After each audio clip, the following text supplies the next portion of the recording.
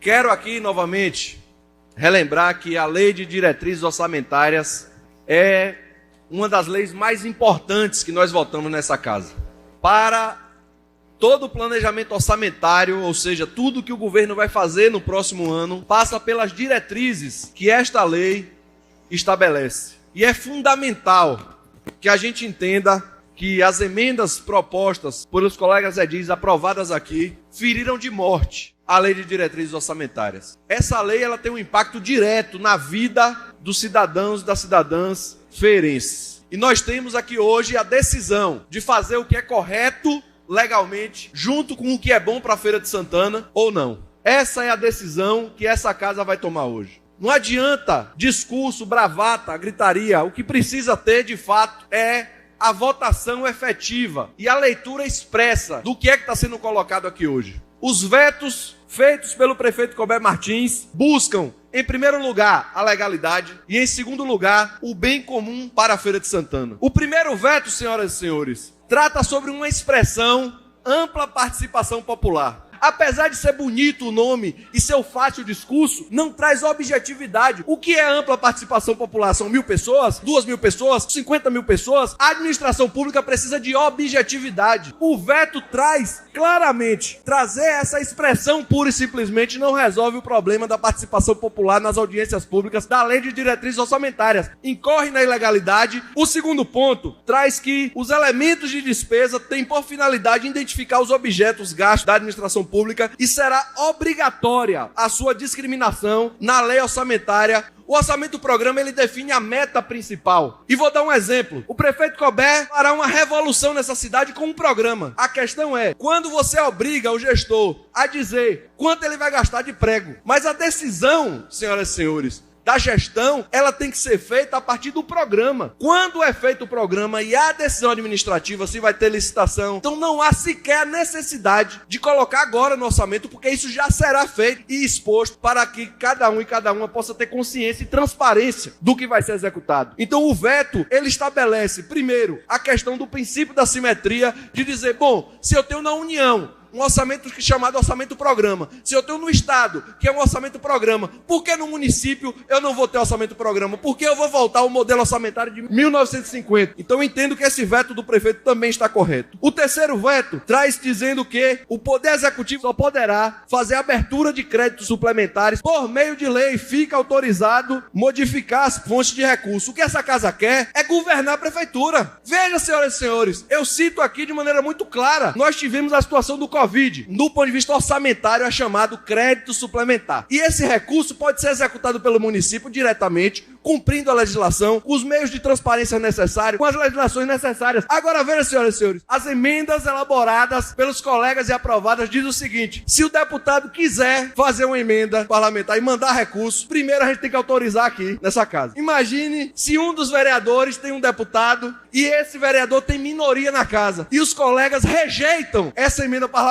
O município perde o dinheiro, a população perde o serviço e é ruim para todo mundo. Isso é um absurdo. Imagine se para receber qualquer tipo de recurso for obrigatório primeiro a gente pedir autorização dessa casa. Não faz sentido, senhoras e senhores. O quarto veto, novamente, a ideia dos quadros de detalhamento de despesa, chamado no orçamento de QDDs. Os QDDs poderão ser alterados no decurso do exercício financeiro, desde que estabelecidos por meio de lei. O tempo todo a Câmara forçando a querer ter um poder que não tem. Quadro de detalhamento de despesa é o elemento mais simples do processo orçamentário. Quando dentro da gestão ele diz, bom, eu preciso aqui comprar o fardamento para a guarda municipal. E eu vou comprar esse fardamento, mas está faltando aqui no orçamento R$1.000. O prefeito, por meio de decreto, pode dizer, vou tirar esses R$1.000 da pintura da base da guarda e vou colocar esses R$1.000 para somar com o valor e poder comprar o fardamento. É um ato simples. E a Câmara de Vereadores, senhoras e senhores, quer decidir sobre isso. É uma necessidade de poder e de controle. É isso que está em jogo. Então, o inciso 4, para mim, está muito claro. Primeiro porque incorre em uma inconstitucionalidade flagrante. A Câmara força uma barra, tentando controlar até a mudança do quadro de detalhamento de despesas, incorrendo em uma inconstitucionalidade, porque a lei federal estabelece que o prefeito pode fazê-la por decreto. O quinto veto, senhoras e senhores, fala de abertura de créditos especiais, que se dará por meio de lei, enquanto que os créditos extraordinários poderão ser por decreto. E aí veja que há uma inversão. Aquilo que é obrigatoriamente por decreto, eles colocam por meio de lei. Aquilo que é obrigatório por meio de lei, eles colocam por decreto. Olha a confusão. A gente precisa entender o que é que a gente está fazendo aqui. Vou dar um exemplo. O que é um crédito extraordinário? O prefeito Colbert Martins diz assim, vou fazer um empréstimo para poder resolver um problema gravíssimo da cidade. E isso é chamado crédito extraordinário. Essa Câmara tem obrigação de votar. É obrigado. Olha a confusão. No afã de mudar tudo de qualquer jeito, eles estão autorizando o prefeito a pegar um empréstimo por decreto. Claro que ele não vai fazer isso, porque Colbert é um cara que respeita as leis, é um cara que entende do jurídico, entende que a administração pública deve ser feita com seriedade, porque a lei federal deixa claro quais são as nossas obrigações. Prestem atenção no 6º veto. Projeto de lei orçamentária 2022 conterá reserva específica para atendimento das emendas parlamentares individuais no limite correspondente a 1,2%. Senhoras e senhores,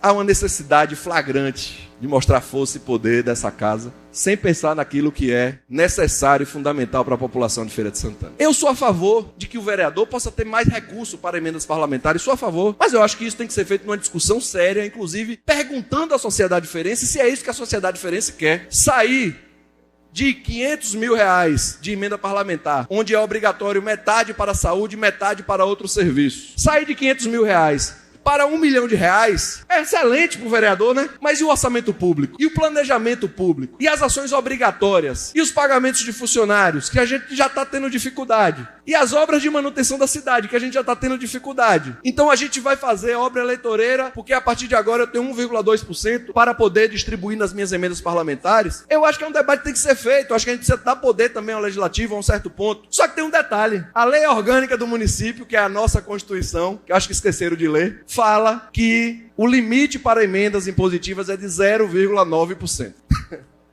Aí veja, a Câmara de Vereadores, que é o lugar onde deve se respeitar as leis, descumpre a lei orgânica de maneira flagrante, pegando uma lei orçamentária que é menor do que a lei orgânica e diz, a partir de agora o vereador tem direito a 1,2% do orçamento para fazer emenda. Esqueceram de ler a lei orgânica, que fala que é 0,9%. Nenhuma lei nessa casa, senhoras e senhores, pode fazer nada contrária à lei orgânica do município, contrária à Constituição estadual e contrária à Constituição federal e às leis federais. Nós não podemos. Por mais que alguns queiram ter mais poder do que o que tem, nosso poder como vereadores e vereadoras é limitadíssimo. E entendo que o veto do prefeito Colbert foi excelente, porque mostra que o prefeito Colbert busca cumprir a legislação e colocar os pingos nos is. A gente vê muito discurso político e pouco discurso técnico efetivo. Palavras bonitas, feitas num conceito daquelas formulazinhas de discurso que a gente pega no miojo, e aí eu sou defensor da população, eu quero fiscalizar o prefeito, mas a ação principal, que é cumprir a legislação, ela não é feita. Vou terminar aqui os 3 últimos vetos colocados por essa casa. Foi feito um discurso na época da votação das emendas, e eu disse várias vezes que havia um equívoco, no veto 07, que diz: o valor máximo das despesas consideradas irrelevantes para fins de criação e aperfeiçoamento da ação governamental está limitado ao percentual de 0,2%. E aí esse exemplo marca todos os outros vetos. Foram feitos discursos aqui dizendo: nós estamos diminuindo a quantidade de dinheiro que pode ser feita por dispensa de licitação. Nós estamos proibindo a corrupção do município. Aí veja, não sabe nem o que é considerado despesa irrelevante. E foi feito discurso aqui dizendo: eu estou impedindo o governo corrupto, não sei o que.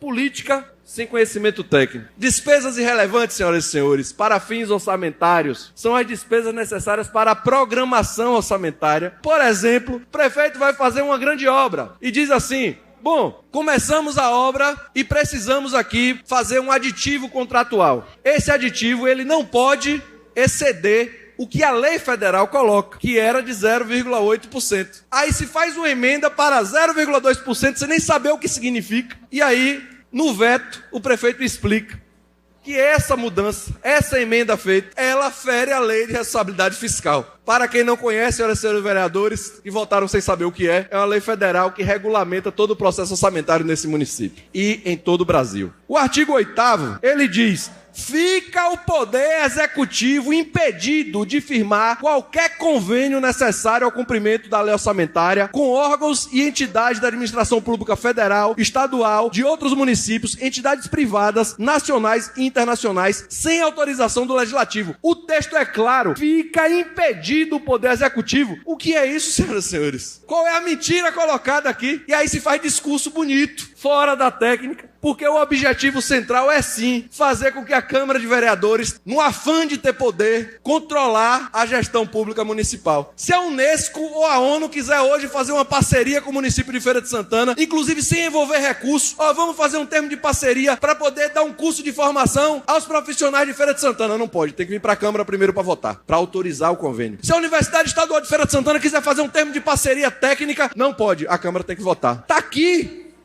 o absurdo. Se as entidades socioassistenciais desse município, que já sofrem muito do processo burocrático, já sofrem muito, vai ter mais um elemento de burocracia e de interesse político, que é o mais grave. Se a gente não está conseguindo votar a LDO cumprindo as leis básicas que essa república tem, imagine votar um convênio de uma entidade socioassistencial. Porque aí o cara vai dizer, epa, aquela entidade não vota comigo ou não faz parte do meu interesse do grupo dos 14. Que aqui não existe grupo do 11, é grupo dos 14. E isso pode ser visto muito claro no portal da transparência. Vejam, senhoras e senhores, se não houver interesse político, porque aqui não tem um debate técnico, essa casa vai burocratizar ainda mais. E para encerrar, o último, ele diz, as modificações devem ser dadas até 30 dias depois. É uma emenda irrelevante, que inclusive foi apresentada sozinha.